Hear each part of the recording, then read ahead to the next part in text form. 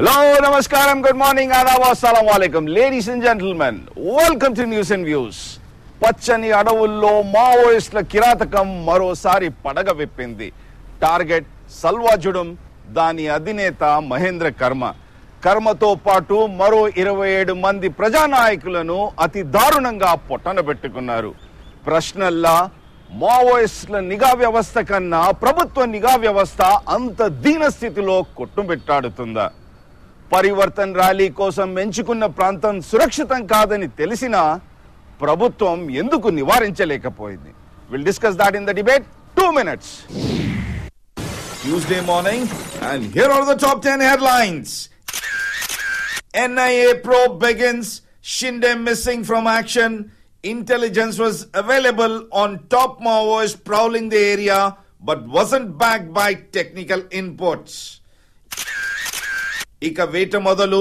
ఛత్తీస్గఢ్ లో నక్సల్ దాడిపై కేంద్రం సీరియస్. రాష్ట్రానికి 2000 మంది అదనపు కేంద్ర బలగాలు. Blood bath by women child Naxals. Centre hands over deadly Chhattisgarh ambush probe to NIA.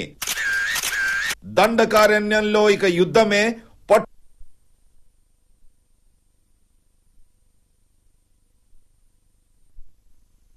అది రమన్ సింగ్ సర్కార్ భద్రతా లోపమే. నక్సల్స్ కార్యకలాపాలపై ఛత్తీస్గఢ్ ప్రభుత్వానికి అవగాహన లేదు. కేంద్రం భద్రతా వైఫల్యం నిజమే. బస్తర్ ప్రాంతంలో పర్యటన వద్దని ముందే హెచ్చరించాం. రమన్ సింగ్ మళ్లీ చక్రం తిప్పుతా. రాబోయే రోజుల్లో ప్రాంతీయ పార్టీలదే హవా. మహానాడు ప్రారంభ సభలో చంద్రబాబు.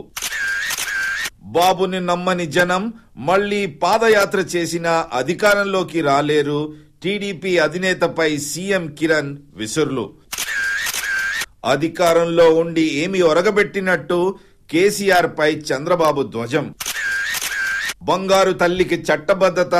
చిత్తూరు పర్యటనలో ముఖ్యమంత్రి కిరణ్ కుమార్ హామీ.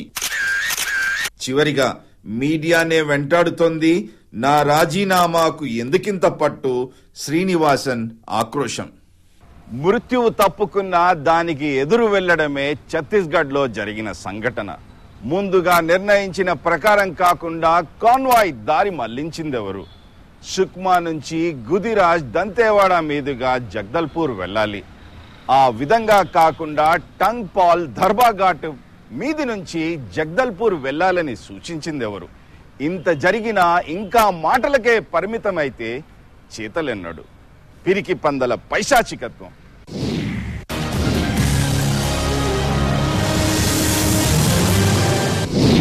పిరికి పందల కిరాతక చర్య. ఛత్తీస్గఢ్ అడవుల్లో ఘోర నిఘా వైఫల్యం.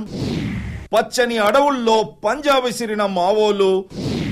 వ్యూహాత్మకంగానే కాన్వాయ్ దారి మళ్లింపు. గాయపడిన శుక్ల పరిస్థితి విషమం. పిరికి పందల్లా ఛత్తీస్గఢ్ అడవుల్లో మావోలు పైశాచికత్వానికి పాల్పడ్డారు. రాష్ట్ర చరిత్రలో కనీ విని ఎరగని రీతిలో ప్రజానాయకులను పొట్టనబెట్టుకున్నారు.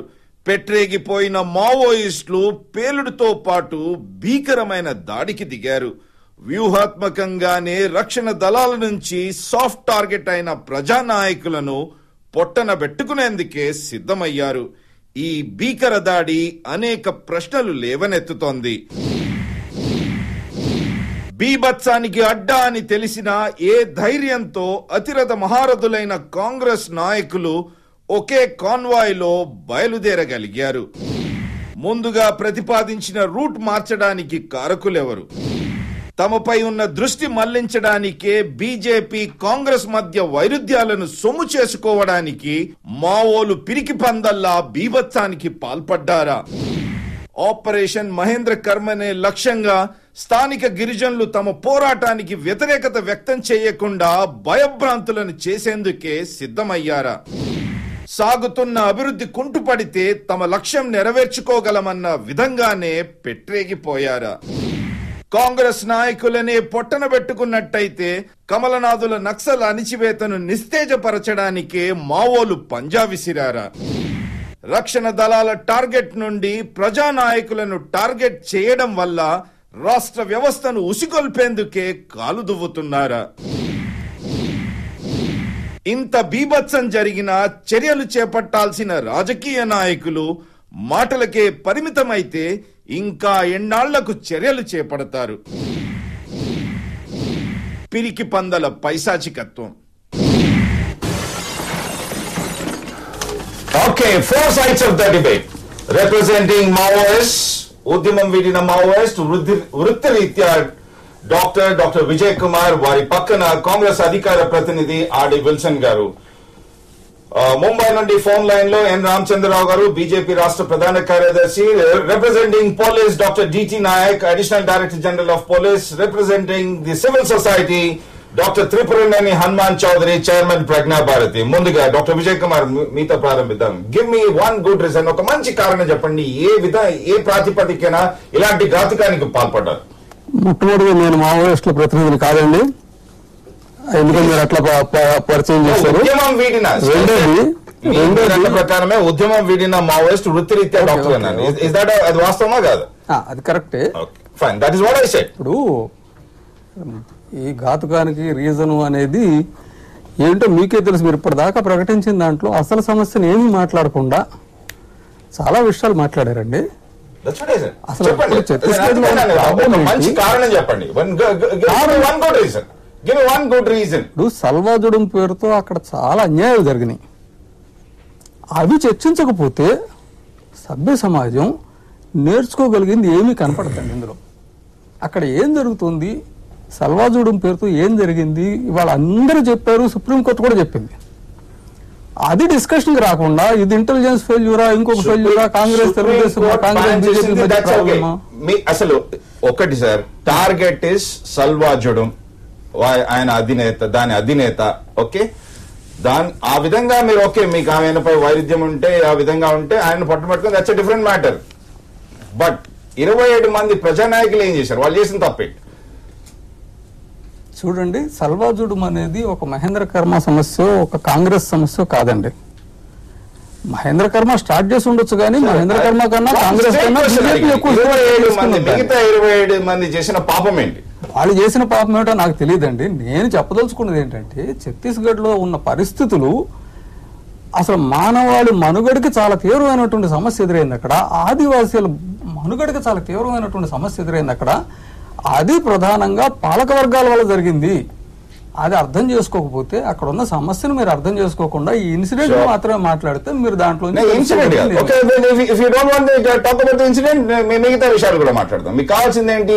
గిరిజనుల అభివృద్ధి కాదా? అవును, గిరిజనుల అభివృద్ధి కదా. Then I give you the facts. గిరిజనుల అభివృద్ధి అన్నప్పుడు 2007 నుంచి 2012 వరకు 256 స్కూళ్లను మట్టు పెట్టారు. దీనికి కారణం చెప్పండి. అది స్కూల్ కాదు. ప్రశ్నలు అడిగే బాధ్యత నాది. డాక్టర్ విజయ్ కుమార్ గారు, విత్ ఆల్ రెస్పెక్ట్ యూ, ప్రశ్నలు అడిగే బాధ్యత నాది. దాని తర్వాత ఏ విధంగా వివరణ ఇస్తారో మీరు ఇవ్వండి. 256 స్కూళ్లు మట్టు పెట్టారు. ఓకే, 2007, 2012 ప్రభుత్వ గణాంకాలు నేను చెప్పినాయి కాదు. స్ట్రక్చర్స్ ఆఫ్ డెవలప్మెంట్, ఫారెస్ట్ రోడ్లను ధ్వంసం చేశారు. 224 టెలిఫోన్ ఎక్స్చేంజ్లను మట్టు పెట్టారు. 76 పంచాయతీ బిల్డింగ్స్ మట్టు పెట్టారు. ఆ విధంగా ఇంకా ఎన్నో ఘాతుకాలకు పాల్పడ్డారు. దీనికి కారణాలు చెప్పండి. ఇది చూడండి, మీరు అన్నయ్యేవి అది స్కూల్స్ కావు. స్కూల్స్ లో పోలీసులు ఉండకూడదని సుప్రీంకోర్టు చెప్పింది. అవి స్కూల్స్ కాదండి. మీరు ధ్వంసం చేసిన 256 స్కూళ్లలో మీరు ధ్వంసం చేసినా నన్ను చాలా ఇబ్బంది పెడుతున్నారు. నేను కాదు ధ్వంసం చేసింది. నేను దాన్ని సమర్థించడం, నేను మావోయిస్టులను రిప్రజెంట్ చేయట్లేదని కూడా ముందే చెప్పాను. పైగా ఇందాక మీరు బయట ఒక మాట అన్నారు సార్. ఒకటే ఒక ప్రశ్న అడిగాను. మీరు మీ ఇచ్చిన డిజిగ్నేషన్ మీదనే నేను రాశాను. ఉద్యమం ఒకటి 256 స్కూల్స్ ను ధ్వంసం చేస్తారంటే అవి స్కూల్స్ కావాలని అన్నారు కదా. అవును, ఆ వాదంతోనే వెళ్దాం. ఏ ప్రాతిపదికన అవి స్కూల్స్ కాదని వాదిస్తున్నారు? ఓకే సరే, స్కూల్స్ కాదు కదా, దాంట్లో సిఆర్పిఎఫ్ జవాన్స్ ఉన్నారు, సాయుధ దళాలు ఉన్నారు. టెలిఫోన్ ఎక్స్చేంజ్ చేసింది ఇప్పుడు చూడండి. అది 224 టెలిఫోన్ ఎక్స్చేంజ్ చేసింది. మీరు అభివృద్ధి అన్నారు కదండి. నేను ఒక మాట మాట్లాడుతున్నాను, ఒక మాట అడుగుతాను చెప్పండి. దూరదర్శన్ ఉద్యోగులు చేసిందండి. సరే, మీకు ఎందుకో చాలా కోపంతో మాట్లాడుతున్నారు.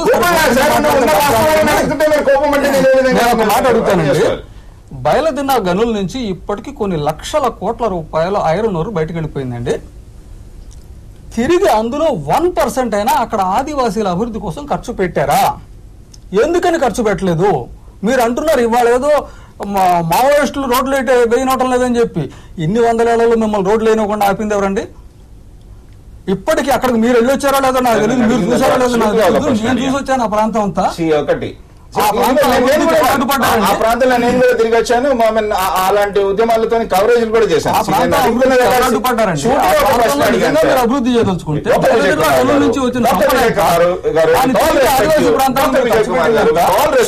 నేను ఒకటే సూటిగా ఒక ప్రశ్న అడిగాను. సుప్రీంకోర్టు సల్వాజుదం ఏ విధంగానూ నిషేధించింది. That's a fact, we have to accept it.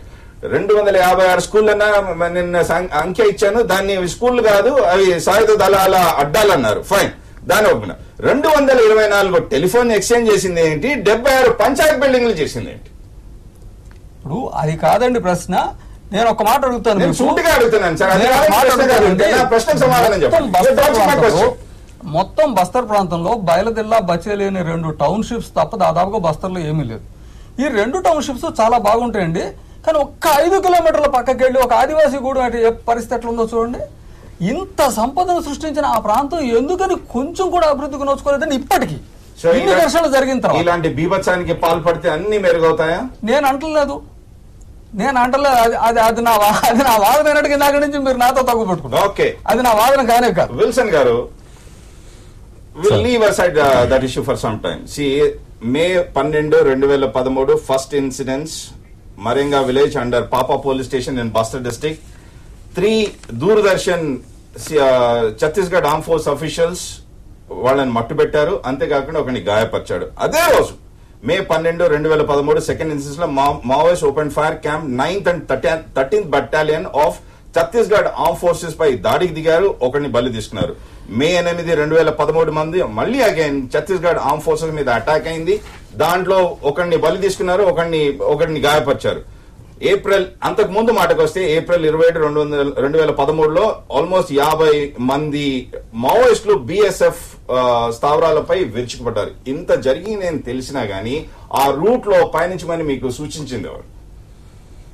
ఇప్పుడు మీరు చెప్పిన వివరాలతో పాటు ఏప్రిల్ 2010 76 మంది సిఆర్పిఎఫ్ జవాన్లు, అదే గజరా వద్ద 2010లో SPFలో ప్రయాణిస్తున్న బస్సులో 35 మందిని, నారాయణపూర్ జిల్లాలో దౌడ వద్ద 210 తెలుసు, ప్రజలకు తెలుసు. నేను మీరు ఆ విధంగా అడిగితే 2011లో సివిలియన్స్ చనిపోయింది 275, సెక్యూరిటీ ఫోర్సెస్ 128, ఇన్సర్జెంట్స్ 199, టోటల్ 602. 2012లో 144 మంది సివిలియన్స్, 104 మంది సెక్యూరిటీ ఫోర్సెస్, 116 మంది ఇన్సర్జెంట్స్. మీరు చెప్పిన అడిగిన ప్రశ్నల్లా గానీ ఆ కారిడార్ మీకు అనుకూలమైంది కానీ సింగిల్ రోడ్ మీద మొత్తం 40 మంది కార్లు పయనించాలి అని అంటూ సూచించింది ఎవరు? ఇప్పుడు రమాకాంత్ గారు, ఎనిహో ఇప్పుడు మీరు చెప్పినట్టుగా ఒకవేళ కాన్వాయ్ దారి మళ్లిస్తే ఆ మళ్లించడానికి కారకులు ఎవరో విచారణ సంస్థలు అవి నిగ్గు తేలుస్తాయి. అయితే ఈ సమస్యని 2-3 కోణాల్లో మనం విశ్లేషించాల్సిన అవసరం ఉంది. ఆ విశ్లేషించే క్రమంలో వాస్తవిక దృక్పథంగా ఇప్పుడు వీరు చెప్పినట్టు వాస్తవిక దృక్పథాలతో పాటు అసలు పీపుల్స్ వార్ ఉద్యమానికి ఒక దిశ నిర్దేశం లేదన్న నిదర్శనం. అది నిజంగా ఒక క్లారిటీతో పోతే సార్ ఇక్కడ ఉండరు. అయితే ఇక్కడ ఏమంటారంటే అంబేద్కర్ ఒకటే చెప్పాడు, తుపాకీదారు రాజ్యాధికారం రాదని చెప్పి చాలా స్పష్టంగా చెప్పాడు. అంబేద్కర్ ఫిలాసఫీ కంటే గొప్ప ఫిలాసఫీ ఈ దేశం ఉందని నేను అనుకోవడం. ఇక్కడ నేను చెప్పదలుచుకున్న ఒక విషయం ఏంటంటే స్పష్టంగా ఒకవేళ సమస్య ఉంటే ఆ సమస్యని పరిష్కారం చేసుకోవడానికి ఉండే పద్ధతులు వేరు. నువ్వు టార్గెట్ మహేంద్ర కర్మ అనుకుంటే మహేంద్ర కర్మ కాకుండా ఇతరులను టార్గెట్ చేసావంటే అది ఉద్యమం కాదు, వాళ్ళు మావోయిస్టులు కూడా కాదు. మావోయిస్టులకు ఉండే ఫిలాసఫీ మావోయిస్టులకు ఉండే ఒక వాస్తవిక దృక్పథంతో వాళ్ళు వ్యవహరించినట్టు కనబడ్డావు. మీరు చెప్పినట్టు మీరే చెప్పినట్టు అదొక అరాచక ఇలాంటి ఇన్సిడెంట్ అయినప్పుడు యాక్షన్ కావాలి, ఓకే, ప్రతిచర్య కావాలి. ఉన్న హోంమంత్రి బాల్టిమోర్ లో కూర్చుంటాడు, ఇన్సిడెంట్ అయింది బస్తర్ లో, బాల్టిమోర్ నుంచి సంకేతాలు పంపుతుంటే డిటి నాయక్ గారు ఇక్కడ ఉన్నారు, అడుగుతాను. ఇలాంటి ఇన్సిడెంట్ గా అవగానే ఏంటి, ఫస్ట్ ఇమీడియట్లీ యాక్షన్ కనబడాలి. యాక్షన్ కనబడకుండా 3 రోజుల తర్వాత ఇంకా I give you an incident. Home secretary RK Singh issues a note saying that the NIA to carry out investigations would be issued soon. ఇది నిన్న సాయంత్రం ఆయన చేసిన వ్యాఖ్య. ఇప్పుడు నేనేమంటానంటే 1991లో జనజాగరణ అభియాన్ పేరుతో ఆ ఉద్యమం పైన సల్వాజడం ఒక యాక్షన్ ఫోర్స్ ని వాళ్ళు స్టార్ట్ చేసి ఇదంతా చరిత్ర ఇంతసేపు వివరించారు. నేను అడుగుతున్నదల్లా గానీ చెప్పనండి sir, route is very insecure అని తెలిసిన ఆ రూట్ లో పోవాలని సూచించింది ఎవరు? లాస్ట్ మినిట్ లో కాన్వాయ్ రూట్ మార్చారన్నారు. ఆ రూట్ మార్చడానికి కారణాలు ఏంటి? ఇప్పుడు రూట్ ఎవరైనా మార్చుండొచ్చు. నేనేమంటానంటే ఇక్కడ సమస్య మూలాలు మనం డిస్కస్ చేయాలి. అదే సమయంలో అసలు దాడి చేసింది మావోయిస్టుల అరాచకవాదులకు క్లారిటీ ఉండాలి. ఇప్పుడు పిచ్చివాళ్ళ చేతిలో రాయి అయినప్పుడు పిచ్చివాడు రాయి ఎట్టని విసురుతాడు. ఇక్కడ ఏంటంటే ప్రతిరోజు ఒక ఇన్సిడెంట్ అవుతుంది. ఇన్సిడెంట్ కాలేదంటే ఆ రోజు మావోయిస్టులు సెలవు తీసుకున్నారంటూ భావించాలి. అలాంటి పరిస్థితుల్లో లేదండి. ఇప్పుడు నేనేమంటానంటే వాళ్ళు మావోయిస్టులు కాదు, వాళ్ళు దేశం పైన యుద్ధాన్ని చేస్తున్న ఒక అరాచక శక్తిలో ఒక పిరికి పందల చర్య. ఇలాగా నిస్సహాయంగా ఉండే వ్యక్తుల పైన నువ్వు సైన్యం పైన పోరాటం చేయడం వేరు, నిస్సహాయంగా ఉండే ప్రజల పైన నువ్వు తుపాకీ పెట్టడం అనేది ఏ సిద్ధాంతాలకే దారితీయదు. నువ్వు మొత్తం ప్రపంచంలో అన్ని సిద్ధాంతాలు విశ్లేషించుకుంటే నేనేమంటానంటే అక్కడ ఉన్న భారతీయ జనతా పార్టీ ప్రభుత్వం వైఫల్యం చెందింది. అక్కడ బ్రిటన్ లో ఒక సైనికుడి తల నరికేస్తే ప్రధాని ఆగమేఘాల విదేశాల నుండి స్వదేశానికి వచ్చి స్పందిస్తాడు. ఇక్కడ ఇంత పెద్ద ఘాతుకం జరిగినా గానీ బాల్టిమోర్ లో ఉండి ఇంతవరకు బస్తర్కి రాకపోతే ఏ విధంగా అర్థం చేసుకోమంటారు మమ్మల్ని? ఇప్పుడు ఖచ్చితంగా ఇప్పుడు కేంద్ర ప్రభుత్వము భారత ప్రధానమంత్రి దగ్గర నుంచి రాష్ట్రపతి వరకు అందరూ స్పందించారు. ఇది ఒక యుద్ధం, ఇది దేశం మీద జరిగిన యుద్ధం లాంటిది. ఇది మరొక రకంగా మీరు చూడండి. ఇలాంటి చర్య జరిగినప్పుడు ఎలాంటి యాక్షన్ ఉండాలంటారు? కర్మ is Z+ category. Z+ category అంటే మొత్తం ముందుగా ఆ ఏరియా అంతా శానిటైజ్ కావాలి. దాని తర్వాత పెట్రోల్ వ్యాన్ వెళ్తుంది, దాని తర్వాత హిస్ పైలట్ వెళ్తుంది. పైలట్ ముందు మళ్ళీ సెక్యూరిటీ గార్డ్స్, యాంటీ సబటాజ్ స్క్వాడ్ ఉంటుంది. Security guards front and rear లో 1+4 5 విత్ ఆటోమేటిక్ రైఫిల్స్ ఉంటాయి. ఈ విధంగా ఉన్నప్పుడు 27 పొలిటికల్ లీడర్స్ ఈ విధంగా ఇంత ఉన్నా కానీ నివారించలేని నిస్సహాయ పరిస్థితి కావడానికి కారణాలు ఏంటంటారు? ఇప్పుడు నేను ఈ సిద్ధాంతపరంగా మావోయిస్టులు రావటం, వాళ్ళ సిద్ధాంతము, దాని గురించి మనకు అందరికీ తెలుసు. ఇది 1967 నుంచి జరుగుతున్న విషయం. ఇది మన ఆంధ్రప్రదేశ్లో ఉన్నది, ఇప్పుడు వేరే రాష్ట్రాలకు చేరుంది. ప్రస్తుతము అసలు దీన్ని ఎందుకు ప్రివెంట్ చేయలేకపోయారు? ఈ ఇన్సిడెంట్ మీరు చెప్పినట్టు ఆ ఏరియా అంతా సెక్యూరిటీ రిస్క్ జోన్. అటువంటప్పుడు ఇంతగా మంది విఐపీస్ కాదు, ఎవరైనా కానివ్వండి, ఒక పర్పస్ కు ఏదో వెళ్తున్నారు. వాళ్లను టార్గెట్ చేసిన వాళ్ళు, టార్గెట్ లో ఉన్న వాళ్ళు చాలా మంది ఉన్నారు అందులో.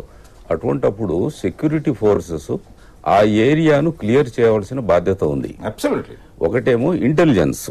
ఇప్పుడు అక్కడంతా మావోయిస్ట్ ఉన్నారు, వాళ్ళ మూవ్మెంట్స్ ఎలా ఉన్నాయి, ఇక్కడ ఏమైనా జరగబోతుంది అనేది ఇంటెలిజెన్స్ ఫెయిల్యూర్. అది ఇంటెలిజెన్స్ ముందే హెచ్చరించి ఉంటే వీళ్ళ మూవ్మెంట్ కానీ వీళ్ళ ప్రోగ్రామ్ కానీ దానికి తగినట్టుగా చేంజ్ చేసుకోవడమో వెళ్ళకపోవడమో జరిగి ఉండేది.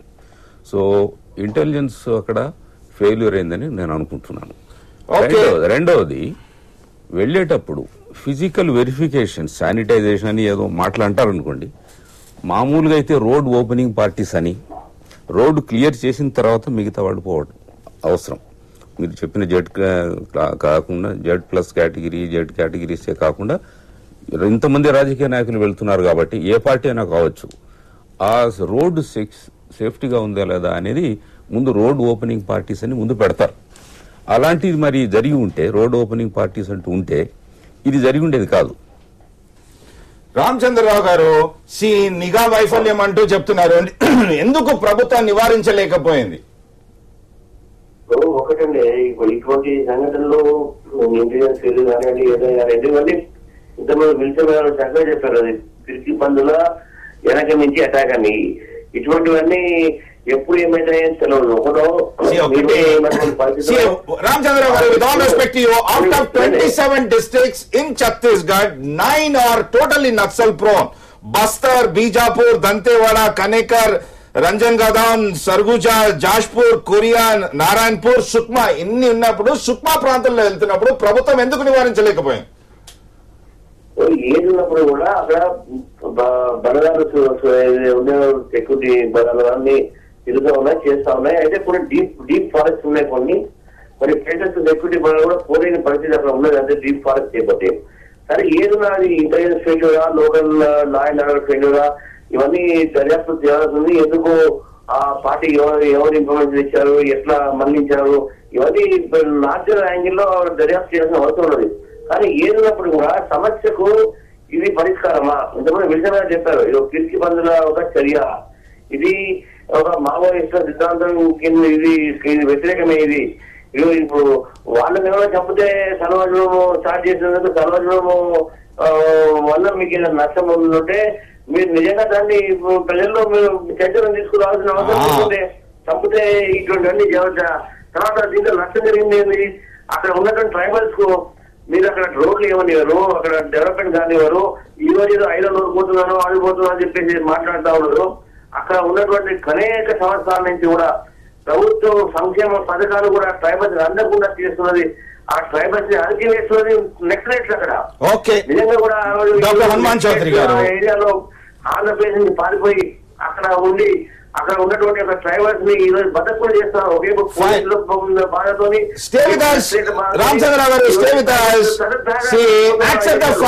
నిఘా వైఫల్యము, ప్రభుత్వ నిఘా వైఫల్యము నివారించలేకపోయారు. Let accept the fact. ఒకటి హనుమాన్ చౌదరి గారు, మొత్తం పరిస్థితిని ఏ విధంగా చూడాలంటారు? రాష్ట్రంలో ఎంతో పటిష్టంగా మనం మావోయిస్టులను ఎదుర్కోగలిగాము. ఈ రోజు శాంతి భద్రతల ప్రక్రియ ఒక గాడిలో పడింది. అక్కడ ఎందుకు ఈ విధంగా చేయలేకపోతున్నారు? వారి పేరేంటండి? Peoples who are guerrilla soldiers అనమాట వాళ్ళు. బిగినింగ్ లో పీడబ్ల్యూజీ గ్రూప్ సుప్రీంకోర్టు బ్యాన్ చేసిన తర్వాత దాన్ని మావోయిస్టులుగా చేసుకుని ఎన్నో కొన్ని పార్టీలు కలిపి మావోయిస్ట్ పార్టీ అని చెప్పారు. వాళ్ళ యొక్క సిద్ధాంతం ఏంటి? ఈ రాజ్యాంగంలో మాకు విశ్వాసం లేదు, బహుపక్షీయ ప్రజాస్వామ్యంలో మాకు విశ్వాసం లేదు, ఈ ప్రభుత్వాన్ని కూలదోల్చి ఏకపక్షీయ ప్రభుత్వం ఏర్పరచాలి మార్క్సిస్ట్ థియరీ ప్రకారం. సాధ్యమయ్యానా? దానికోసం యుద్ధం చేస్తాము అంటే వాళ్ళు యుద్ధం చేస్తున్నారు. అది మనం మర్చిపోతున్నాం. యుద్ధంలో ఎన్నో బ్యాటిల్స్ ఉంటాయి. కొన్ని బ్యాటిల్స్ వాళ్ళు గెలుస్తారు, కొన్ని బ్యాటిల్స్ ఇతరులు గెలుస్తారు అనమాట అండి. వీరికి ఇలా యుద్ధం ఎన్ని ఏళ్ళ బట్టి జరుగుతుంది. జరుగుతూ ఉన్నప్పటికీ కూడా ఇది యుద్ధం అని వాళ్ళు స్టేట్ని బద్దలు కొట్టేసేసి వారి రాజ్యాన్ని స్థాపించాలని మనం గుర్తించకుండా దారి తప్పిన దేశభక్తులని చెప్పటం, సామాజిక న్యాయం కోసం పోరాడుతున్నారని చెప్పటం, అక్కడ ఉన్నటువంటి ఖనిజ సంపదని మళ్లించుతున్నారు వాళ్ళకి లాభం లేకుండా అని. అరే ఖనిజ సంపద నేను నువ్వు మీరు సృష్టించింది కాదు, భగవంతుడు సృష్టించినటువంటిది. అది ఒకరికే చెందదు, దేశాన్ని అన్నిటికీ కూడా చెందుతుంది అనమాట అండి. ఆయిల్ ఉన్నాడు ఆయిల్ తాగేస్తే ఇతర దేశాలు ఇతర ప్రాంతాలు లేకుండా ఉంటుందా? కాబట్టి ప్రజాస్వామికంగా ఎదుర్కోవాలి. అది అవును, ప్రజాస్వామిక అందరూ నమ్మకం లేదంటున్నారు. మనం ఎంతకాలం అయితే అది 27 మందిని పొట్టన పెట్టుకునేంత మాత్రాన వీళ్ళకి వాళ్ళ సిద్ధాంతాలు యుద్ధంలో ఎన్నో బ్యాటిల్స్ ఉంటాయి, ఎన్నో పోటీలు ఉంటాయి అనమాట. ఎన్నోసార్లు ఎదుర్కొంటూ ఉంటారనమాట. కొంతమంది వీళ్ళు చేస్తారు, వాళ్ళు చేస్తూ ఉంటారు. ఈ యుద్ధంలో మనం గెలుస్తామా లేదా అని దాని గురించి నిశ్చయించుకోవాలన్నమాట అండి. ప్రభుత్వం గెలుద్దామని అనుకుంటుందా? మంత్రం పెడితే గెలుస్తుందా?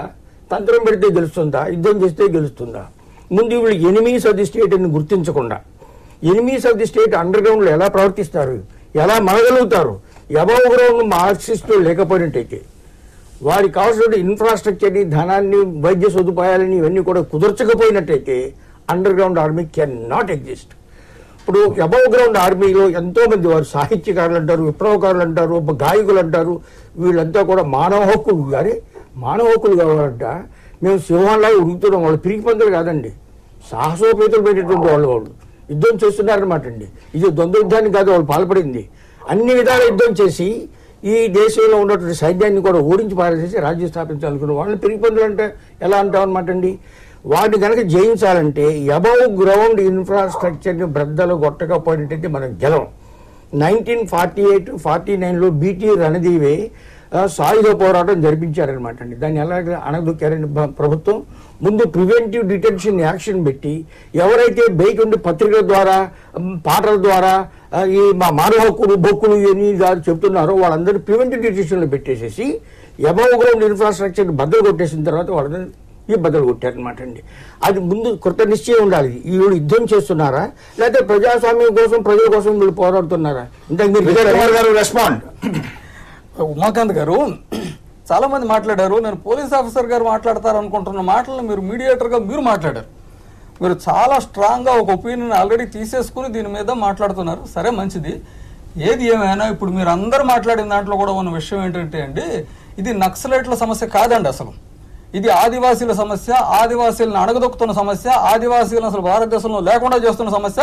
ఇక్కడ చాలా సీరియస్ గా గుర్తించాల్సిన విషయం ఏంటంటే, భారతదేశంలో ప్రజలు ఎవరైనా ఉన్నారంటే అందరికంటే ముందు మొట్టమొదటి ఆదివాసీలే భారతీయులు.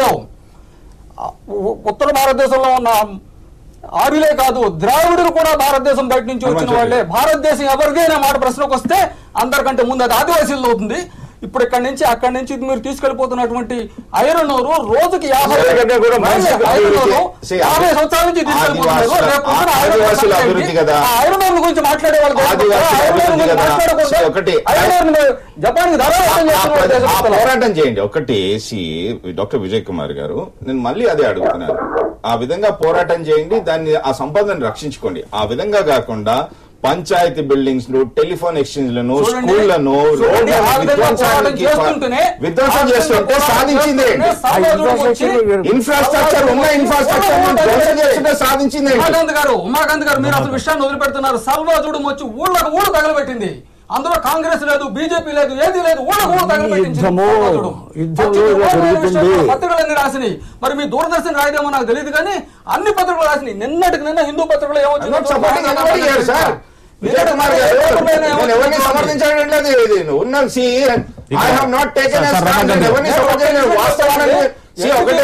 విజయ్ కుమార్ గారు, విత్ ఆల్ రెస్పెక్ట్ యూ, వాస్తవాలను వెలికి తీయడానికి నేను ప్రయత్నం చేస్తున్నాను కానీ I'm not taken any stand on anybody. అందరినీ అడుగుతున్నాను, అదే ప్రశ్నిస్తున్నాడు. ప్రశ్నలు అడిగే బాధ్యత నాది, ప్రజాస్వామ్యం ఇచ్చిన హక్కు. కనుక ఇక్కడ ప్రశ్న ఏంటంటే, ఇంటెలిజెన్స్ ఫెయిల్యూరా, ఎందుకు జరిగింది, దారి మళ్లించలేరా, కాంగ్రెస్ ఎంత బాధ్యత, బీజేపీ అసలు ఈ చర్చ తప్పండి. ఈ చర్చ ఎందుకు బస్తర్లో ఇంత తీవ్రమైన పరిస్థితి ఏర్పడింది? ఒక సంఘటన చెప్పనండి.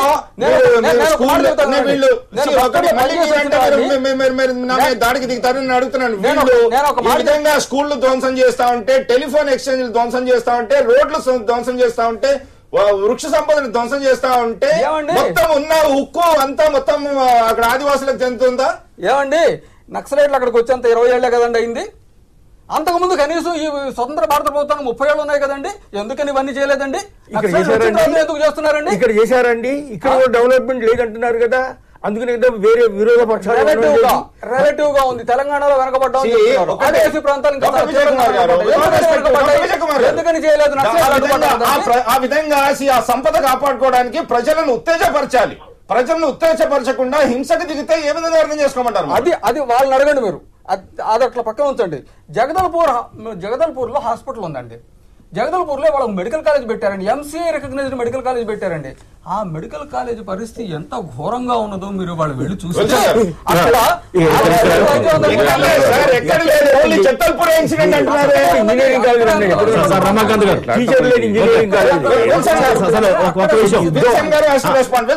ఇక్కడ నేను ఒక విషయం స్పష్టంగా చెప్పదలుచుకున్నా. విజయ్ కుమార్ గారు నేను మావోయిస్ట్ని కాదంటూనే సమస్య మూలాలని ఆయన ప్రస్తావించారు. ఆల్రెడీ ప్రణాళిక సంఘం ఎప్పుడో చెప్పింది. ఏం చెప్పింది ప్రణాళిక సంఘం? చాలా స్పష్టంగా భూ సంస్కరణ జరగాలి, ఈ సమస్యకి ఇదొక మూల కారణం అని చెప్పింది. అదేవిధంగా ఈ రోజు కేంద్ర ప్రభుత్వం కూడా ఆల్రెడీ 170 యాక్ట్ ఉంది, పేసా చట్టాలు ఉన్నాయి, చాలా స్పష్టమైన చట్టాలు ఉన్నాయి. ఆ చట్టాలు అమలు కావడం కోసం చేయాల్సిందంటే ప్రజలు చైతన్యం చేయాలి. ప్రజల్ని దోషం చేసుకుంటూ పోతే అది యుద్ధం కింద కాదు. ఇందాక ఆయన పెద్ద ఆయన చెప్పినట్టు ఇది యుద్ధం కాదు. యుద్ధం ఎవరి మీద నడుపుతున్నావు? వాళ్ళందరూ అక్కడ మావోయిస్టులుగా ఉన్న వాళ్ళందరూ గిరిజనులే. చాలా మంది గిరిజనులు ఉన్నారు, ఎస్సీలు ఉన్నారు, ఎస్టీలు ఉన్నారు. మరి పోలీసులు ఎక్కుపెట్టే తుపాకి గాడి పేలేది ఆ గిరిజన గుండెల్లోకే. వాళ్ళు ఎక్కుపెట్టి తుపాకి పేలేది దళితుడి గుండెల్లోకే. అక్కడ చిన్న కానిస్టేబుల్స్ చిన్న ఉద్యోగాలు ఉండే వాళ్ళంతా ఎస్సీ ఎస్టీ బీసీలే. అయితే నేనేమంటానంటే ఇక్కడ చెప్పాల్సిందంటే ప్రజాస్వామ్యంలో తుపాకీ ద్వారా ప్రజాస్వామ్యం ఆవిష్కరించబడదు. కొత్త వ్యవస్థ రావాలంటే చైతన్యం చేసుకోవాలా. ప్రజలు చైతన్యం చేయడం తప్ప మరొక మార్గం లేదు. ఇది వాళ్ళతో యుద్ధం అంటే పాకిస్తాన్ చేసే యుద్ధం అవుతుంది, చైనాతో చేసే యుద్ధం అవుతుంది. ఎస్సీ ఎస్టీల మీద చేసే విల్సన్ గారు మీరు ఆ మాట మాట్లాడితే నేను ఎన్నో విషయాలు బయటపెట్టాల్సి వస్తుంది, వాస్తవాలు బయటపెట్టాల్సి వస్తుంది. 1 సెకండ్. ఏప్రిల్ 12, 2010 ఏ రోజైతే చిదంబరం గారు హోమ్ మినిస్టర్ ఉన్నారో వీళ్ళ సప్లై రూట్స్ అన్ని బంద్ చేయాలంటే ఆ రోజు మీ నాయకుడు దిగ్విజయ్ సింగ్ ఆయనపై ఎదురుదాడికి దిగారు. దాని తర్వాత April 29, 2010 Digvijay Singh regrets embarrassment cast over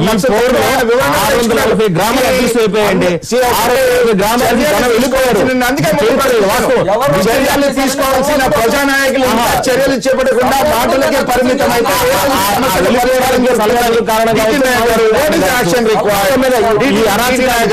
రాష్ట్రంలో పొరుగు రాష్ట్రంలో 1 సెకండ్ పొరుగు రాష్ట్రమైన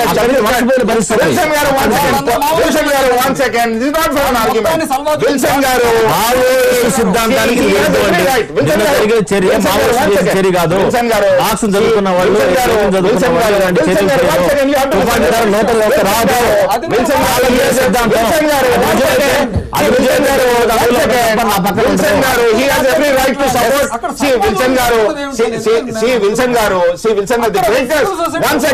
విజయ్ కుమార్ గారు 1 second. The greatness of the democracy is ఆయన సిద్ధాంతానికి కట్టుబడి ఉండొచ్చు. This is the greatness of the democracy.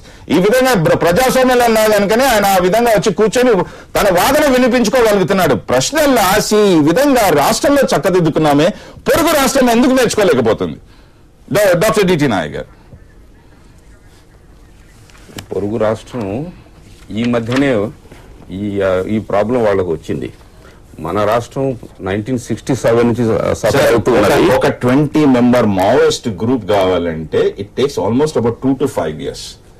Okay, you accept that fact. ఆ విధంగా అన్నప్పుడు ఎందుకు వాళ్ళని ప్రజా జీవితంలోకి తీసుకోవాలి? కరెక్ట్ మాట అన్నారండి.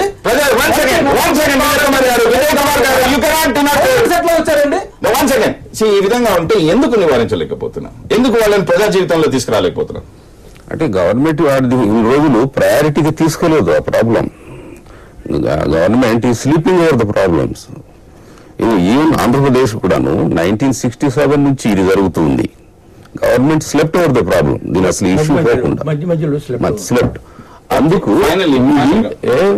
Strong action from the government. ఇప్పుడు ఇదంతా వైలెన్స్ వస్తుంది. ఇప్పుడు ఒకరొకరు ఇప్పుడు విజయ్ కుమార్ గారు చెప్పినట్టు ఇది ఆదివాసుల ప్రాబ్లం అని, ఆదివాసుల ప్రాబ్లం ఇట్లా చంపుతూ పోతుంటే ఆదివాసుల ప్రాబ్లం తీరదు. అలాగే ఇంకొక ఇవన్నీ ఊరికే డైవర్ట్ ది ఇష్యూ మాట్లాడాలి. నేపాల్లో ఓడి చైతన్యం తీసుకొచ్చి ఆయన రాజ్యాధికారంలోకి వచ్చారు. అది చేయాలి సార్. నాయకుల్లోనే మీరు ఈ విధంగా వాదించదు. Please for God's sake. మీ నాయకుల్లోనే కాంట్రడిక్షన్స్ ఉన్నాయి, పరస్పర విరుద్ధమైన వాదనలు ఉన్నాయి. ఈ విధంగా ఉంటే ఏ రోజు మనం పరిస్థితిని ఆ ప్రాంత హక్కు హనుమాన్ చౌదరి గారు ఇప్పటికైనా కానీ ప్రభుత్వం పాటించాల్సిన రణనీతి ఏంటి? ఇది యుద్ధం. పీడబ్ల్యూజీ వాళ్ళు యుద్ధం చేస్తున్నారు. యుద్ధంలో గెలవాలంటే అప్పుడప్పుడు మేము చర్య తీసుకుంటా ఉంటే పొరపాటు.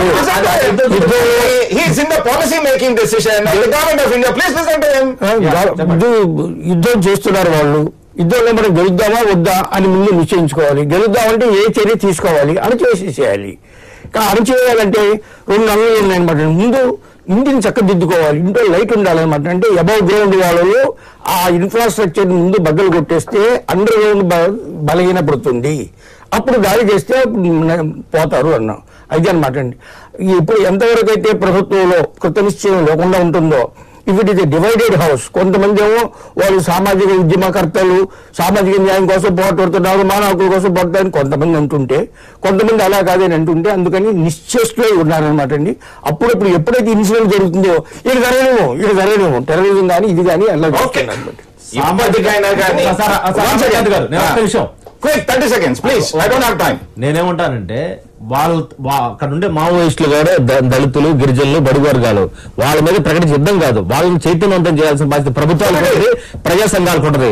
చనిపోయే వాళ్ళకి అట్టడుగు వర్గాలే, మరొకరు కాదు. ఎస్, నేనేమంటానంటే వాళ్ళకి నాయకత్వం వహించే వాళ్ళు ప్రజాస్వామ్య చట్టసభలకు రండి, ఎమ్మెల్యేలు కానీ ఎంపీలు కానీ మీ నాయకుల కోసం పోరాటం చేయండి. మీరు తుపాకీ ద్వారా రాజ్యాధికారం వస్తుందంటే అది కళ. ఆ కళ కరిగిపోయింది. ఆ కళ గురించి నేను ఒక మాట చెప్పదలుచుకున్నానండి. చిదంబరం గారు హోమ్ మినిస్టర్ అవగానే అక్కడ జగదల్పూర్ లో నా ఫ్రెండ్స్ కొంతమంది వాళ్ళందరూ బాగా డబ్బులు ఉన్న వాళ్ళే. వాళ్ళు ఒక మాట అన్నారు, అబ్బా చిదంబరం వచ్చేసాడు సఫాయి కరేగా అన్నారు. నేను నవ్వి అదేం సాధ్యం కాదులేండి అని చెప్పాను. అప్పుడు ఇప్పుడు కూడా నేను ఒకటే మాట చెప్తున్నా, అంటే ఈ సమస్య అసలు పోలీస్ ఫోర్స్ వల్ల మీరు ఇప్పటిదాకా చర్చించిన పద్ధతుల్లో పరిష్కారం కాదండి. ఇది పరిష్కారం కావడానికి ఒకే ఒక మార్గం ఉంది, సోషల్ వర్కర్స్ ముందుకు వచ్చి ఈ సమస్యను పరిష్కారం చేయాలి. నిజమే, ఏ సోషల్ వర్కర్ చమ్మని చెప్పారు కదా విజయ్ కుమార్ గారు, తలకాయ కోసేస్తారు కదా. చంపించుకుంటున్నారు. వాదనలు ఏ విధంగా ఉన్నా విల్సన్ గారు వాదనలు ఏ విధంగా ఉన్నా ప్రభుత్వం తక్షణమే చర్యలు చేపట్టాలి. విల్సన్ గారు సమయం లేదు. Will continue this debate. I'll give it time. We'll sit on some other day. We'll sit on some other day. వాదనలు ఏ విధంగా ఉన్నా గానీ నువ్వు టార్గెట్ పీపుల్ కాకుండా నాన్ టార్గెట్ పీపుల్ కూడా చంపకపోతే రేపొద్దున జవాన్లు కూడా గిరిజనులు చంపుతారు. ప్రజా జీవితంలో ఏ విధంగా తీసుకురావాలి ఆలోచించాలి. And see you tomorrow. Good day and goodbye.